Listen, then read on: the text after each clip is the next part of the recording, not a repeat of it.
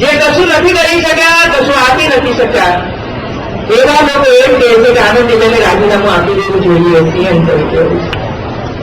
ત્યારે મારે એટલો જ જવાબ એમ આપવાનો છે કે આ તો બધા મારા નેતાઓ હતા ભાઈ, આપણા ત્યાં જ હતા. શંકરસિંહભાઈ મારા નેતા આપણી પાર્ટીમાં હતા, અને એટલા માટે હું અપમાન કોઈનું કરવા નથી માંગતી, એટલું જ કહીશ. પેલા કામતજી, શું નામ? ગુરુદાસ કામત, એ ગુજરાતના બિચારા વારે વારે આવતા હતા અને આવીને કોંગ્રેસના કાર્યકર્તાઓને આમ પુશ કરતા હતા, દોડો દોડો દોડો. 2.5 વર્ષ સુધી આ કામ આપણે કરતા રહ્યા, પણ કઈ ફેર ના પડે. આખરે ગુરુદાસ કામત પોતે જ રાજીનામું આપીને કોંગ્રેસ છોડી જતા રહ્યા.